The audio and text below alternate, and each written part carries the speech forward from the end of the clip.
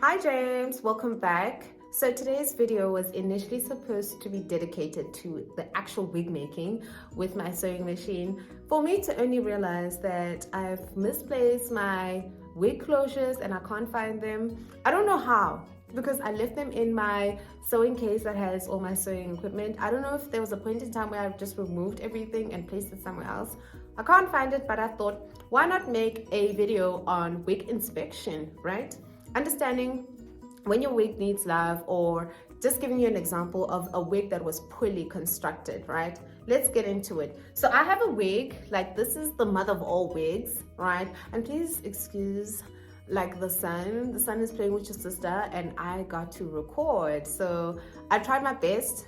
I hope this lighting is not like bothering my viewers back there, but yeah, let's get back to the video. So I have one of the oldest wigs, my first wig, the mother of all my wigs, right? My Brazilian 18-inch. I got this in 2017 and it's the year 2020, right? And we're already in June. Can you believe this? This is how old this wig is, right? So first and foremost, when you look at this wig, what do you see? Like, what's the first thing you see? Of course, you can see that the hair is kind of fluffy, like it's becoming like bushy, you know, it's not flat, silky, straight, right?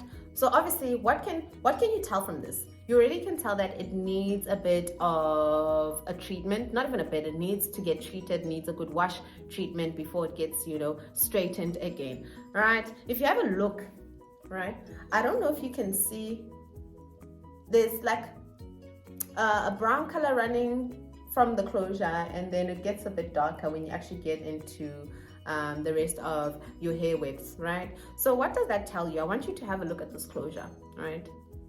Once you have that kind of color, it means that it's either your wig has undergone like heat damage, and that happens a lot if you are in the sun. If you wear your wigs a lot like I do, you need to sometimes have like a hat, or just try to use products that will protect your wig from heat damage, right? So that's very, very important. Now we're going to move on to inspecting your closure. So I have a 3x3 closure, and I've noticed a lot of the times girls are not inspecting their wigs and they end up using a wig that has a closure that's damaged beyond. Please have a look at this wig line. Can you see how thin it is, right? So since I had this replaced recently, like it's still in good tact, right? So if we also flip it over, you can still tell where the three partway lines are. You can see them on the sides over there, and you can see the middle way parting, right? Once your closure starts shedding and you have a wig parting that's like an inch apart, that is indication that you've either plucked the parting too much, or that wig is old. And usually your wig, when it starts shedding, it's gonna happen in like patches. If you continuously comb it incorrectly, or you end up like getting like the strands out, it starts to patch, and then the bottom will show you like patching at the bottom, and you already know that I need to change that closure.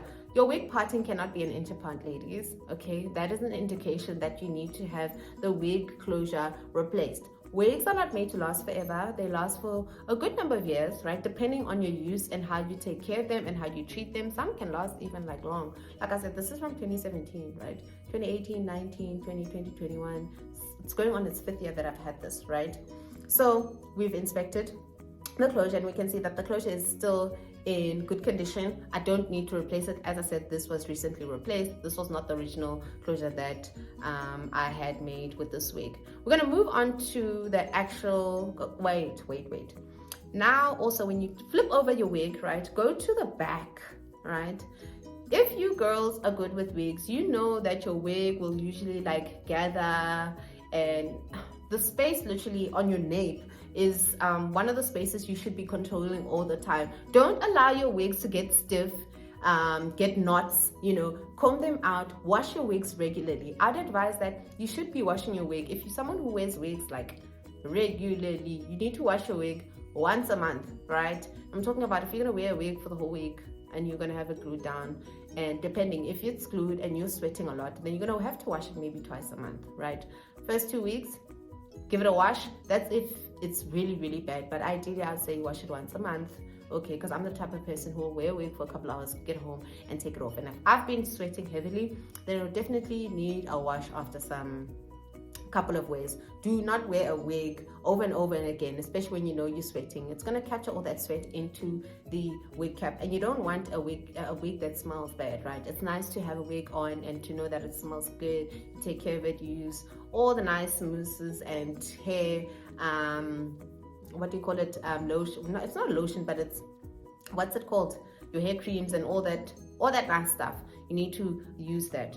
Now, let's turn this wig cap over. I want to talk about the actual construct of the wig. So the lovely lady who made my wig, she made it in a hurry. I had to be somewhere and I couldn't drop it off at one of the hair suppliers because their policy is that you need to leave your wig for like a minimum of 3 days, like 3 good 4 days, then you'll get it back. You can't just walk into the store and expect them to make like the hand sewn wigs they can make immediately, but the machine made stuff you just need to drop off your wig and collect it after 3 days. So she made it. It was somewhere in town. I was in a hurry. I wasn't happy initially, but I didn't mind because I was like, I just needed to wear it for this event. So first things first, she used a dome cap to make the wig, and I had like the choice and she advised that, and I'm happy. Like the dome caps are much better.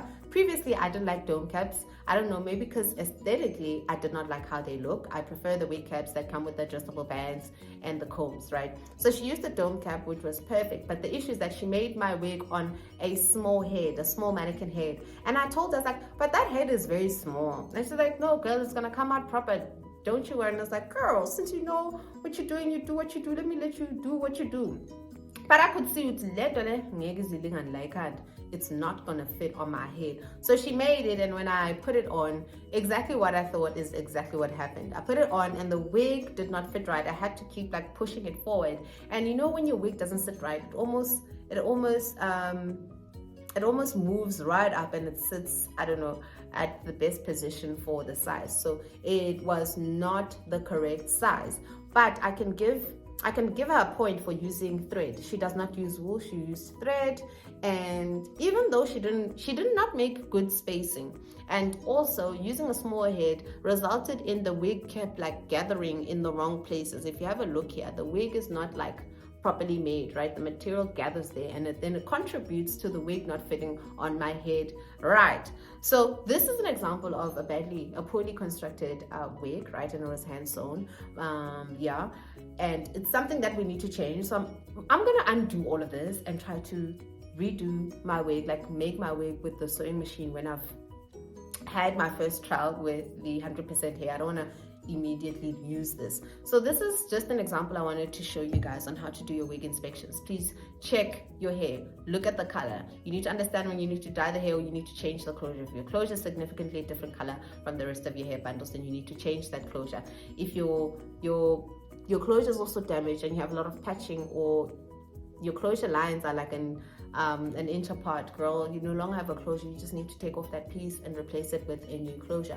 So that's basically how you do your wig inspection. And your hair, like for me example, this is not how my hair should look. It should be straighter than this, right? And because it's this fluffy, it just shows that I need to wash it. It needs to get washed, treated, and ironed straight. Also, do not continuously iron your wig without using a heat resistant spray. And also, like, you need to have like a special oil, a hair serum to just protect the hair. Your hair should not be this dry all the time. It should be continuously taken care of. I hope you guys have now an idea of your basic inspection for all your wigs. Thank you for joining me. Please like and subscribe. I'd highly appreciate that. Thank you, thank you, thank you.